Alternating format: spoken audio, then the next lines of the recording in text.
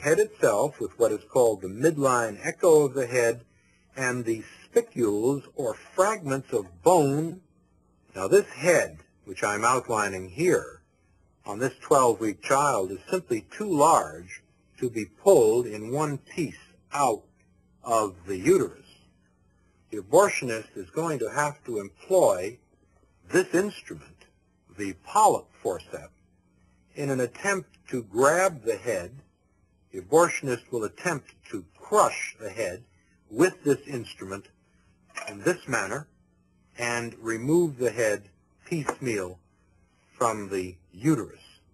The abortionist and the anesthesiologist have a secret language between them which shields them from the grisly reality of what is going on. The abortionist and the anesthesiologist together refer to the head of this child, which is now being sought, as number one. And the anesthesiologist will inquire of the abortionist, is number one out yet? Are we finished? We now see intermittently the shanks or blades of this instrument appearing in the image here. The head tends to float freely in the uterus. Here are the shanks or blades of the instrument coming across here.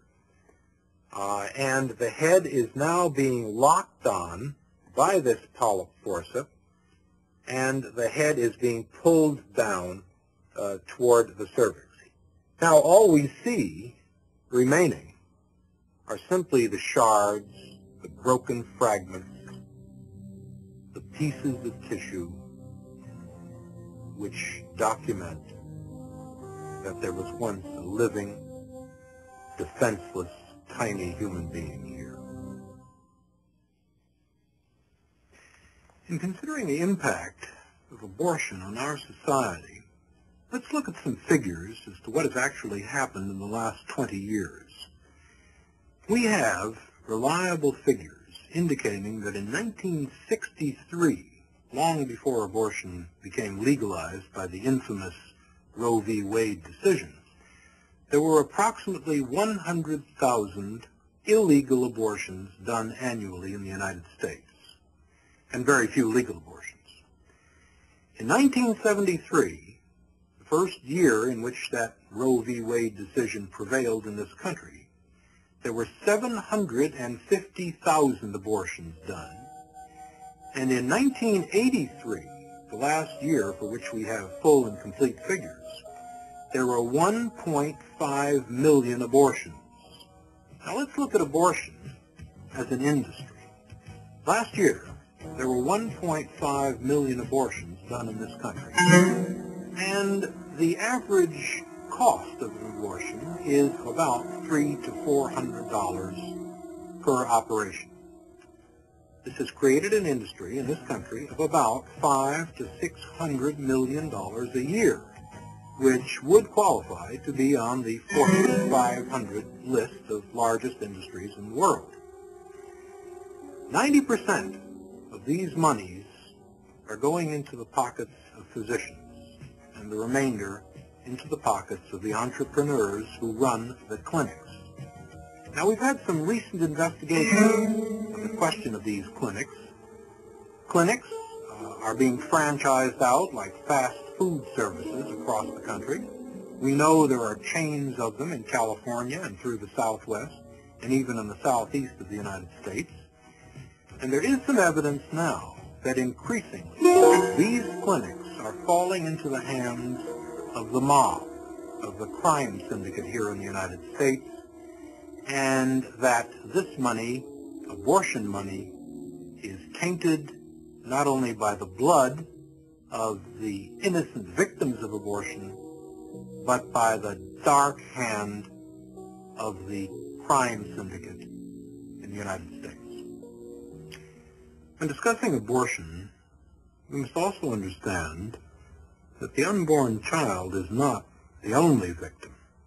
Women themselves are victims just as the unborn children are. Women have not been told of the true nature of the unborn child. They have not been shown the true facts of what an abortion really is. Women in increasing numbers, hundreds, thousands, even tens of thousands, have had their wombs perforated, infected, destroyed. Women have been sterilized and castrated, all as a result of an operation of which they have had no true knowledge. This film, and other films which may follow like it, must be made a part of the informed consent for any woman before she submits herself to a procedure of this sort. I accuse the National Abortion Rights Action League, I accuse Planned Parenthood and all its co-conspirators in the abortion industry of a consistent conspiracy of silence, of keeping women in the dark with respect to the true nature of abortion. And I challenge all those purveyors of abortion to show this real-time videotape or one similar to it to all women before they consent to abortion. You know, I think I know a little bit about abortion. I was one of the founders of NARAL in 1969. It's now known as the National Abortion Rights Action League. And for a period of 2 years, I was the director of the largest abortion clinic in the Western world. Since those times, we have a science which is known as fetology, which has allowed us to study the human fetus. And all of those studies have concluded, without exception, that the unborn child is a human being, indistinguishable from any of us, and an integral part of our human community. Now, the destruction of a living human being is no solution to what is basically a social problem. I believe a resort to such violence is an admission of scientific, and even worse, ethical impoverishment. Somehow I refuse to believe that Americans, who have put men on the moon, can't devise a better solution than the resort to violence.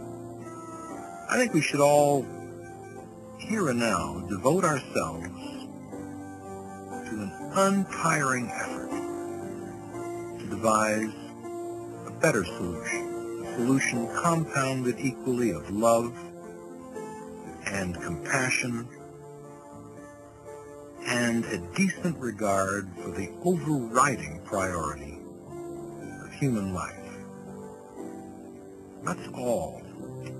For humanity's sake, here and now, stop the killing.